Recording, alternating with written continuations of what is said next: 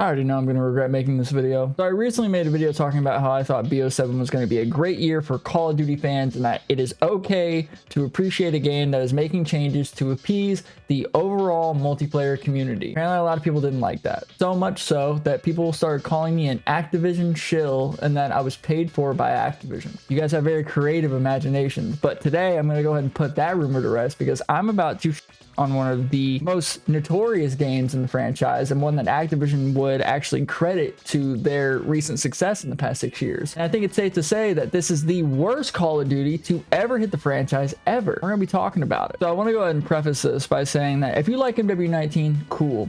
I don't agree with you, but that's cool. If this is one of your favorite games to play, I get it. I understand. But I want to talk about why I don't like it. So you guys can kind of get my perspective on why I just absolutely abhor Infinity Ward and this specific game in general. And one of the first things that we're going to talk about is the maps. We're going to go through all of the launch maps, not go into them per se, but we're going to talk about them. So I can tell you right now that Anaya Palace was a ground war map and a 6v6 map. This is one of the biggest maps I have ever seen for a 6v6 map ever. Stonehenge from Ghost is not even this big. Arklov Peak, not that good. Superstore was a DLC map. This does not count. Azir Cave, horrible. Azir Cave Night, still, it's Azir Cave, bitches. You have night vision goggles. Euphrates Bridge, I remember playing this at launch. This map fucking sucked too. Rosna Raid, awful. Gunrunner was alright. Hackney Yard was alright. Piccadilly Search and Piccadilly Dom and just Piccadilly in general is probably one of the worst maps I've ever played Call of Duty multiplayer on. Ramaza was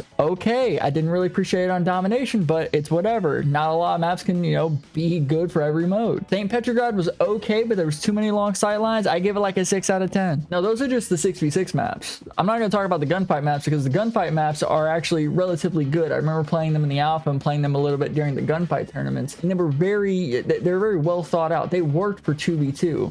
But all of the maps, besides like maybe 2 or 3, were way too big for 6v6. They didn't have a lot of flow, and MW2 actually improved on the map design for MW19, and that's one of the few things I will give MW2, because I don't like that game either, and you guys will learn about that in another video. And I'm not going to talk about TTK, because I enjoyed Call of Duty Ghost more than a lot of other people, and that game had a very similar TTK to this game.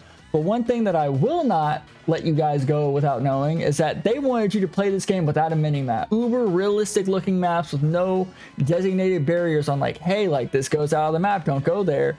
They wanted you to play without it and use a compass marker. That is Arma. That is Insurgency. This game is not any of those. So now we're just changing shit to change shit. Shit that has been working in the past, and now we're just wanting to get rid of it to try and make it sound like we're innovating on the series. No. You're just making a worse game. Minor note, this is also the Call of Duty that brought the SBMM epidemic that everyone's been talking about. Battlefield 6 has recently gone away with it, but Battlefield 6 is accredited with not only just forcing Activision to up their anti-cheat, but get rid of the SBMM that this game came out with. Another thing I want to harp on is the creative class. Prior to this, we had a pick 10 system of sorts. World War II had the regiment system. IW, BO3, AW, Ghost, Black Ops 4, and Black Ops 2 had a pick 10, pick 17, pick 14, whatever. You have a limited amount of things you can put on your class, and you can customize it, and it gives you more depth to your play style. Well, this game also introduced the gunsmith, and at first I actually enjoyed this. I'm a very big gun fanatic. Every attachment in this game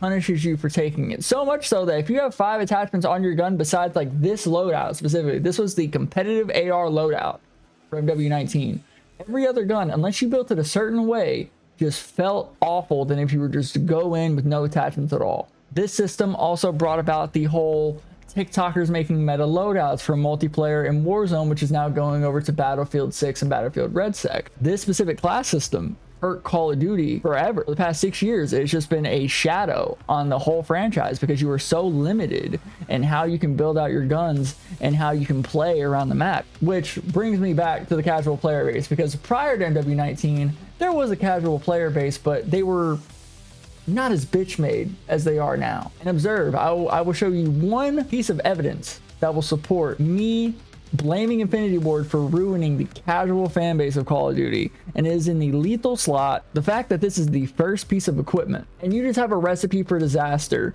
when it came to the casual player base of this game. I remember the first month that this game came out, and I've never hated a Call of Duty more, because every game did not feel right. It felt like I was getting punished for having a good performance.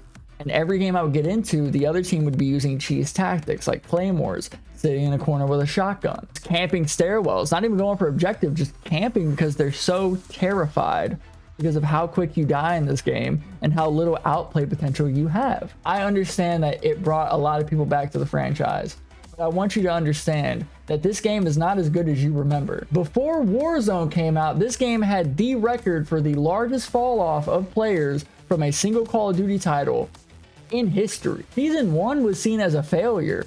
A lot of content creators here were like, well, we were expecting a lot more and we were expecting a lot of changes, because the community kept asking Infinity Ward to add red dots to the minimap, to buff and nerf certain attachments and certain guns. They didn't do it. And for once, I did not play out the full year of a Call of Duty game. This was the first game I missed a full content year of because it just wasn't Call of Duty. Warzone saved this game from being a failure, and I feel like we look back at COVID and this game being out at the same time as the perfect catalyst to spin a propaganda narrative that this is one of the best CODs of all time. I'm here to tell you that if you think that, cool, I respect it. But I disagree wholeheartedly. I think this game has done irreparable damage to the franchise, and BO7 is a way of rectifying that. We don't need to kill the franchise by going backwards. We need to be going forwards. We need to be innovating off of the systems that BO7 is bringing forward and keeping from classic Call of Duty games. Regardless, I'm gonna go ahead and shut up. This is like the 5th time I've tried making this video, but I think this specific layout where I show you why I don't like this game is I think it's very productive instead of just yapping about it. But what was your favorite or least favorite thing about MW19? Let me know in the comments below. But regardless, I'll go ahead and catch you guys in the next video. I think we're gonna be talking about Cold War. I want to try and get through the other Warzone era Call of Duties before BO7 comes out. I'll see if I can do that. If I do it in this format, then yeah, we'll probably get them out quick. But other than that, I hope you guys enjoyed the video, or if you didn't, go ahead and leave a dislike down below, and I'll talk to you guys later.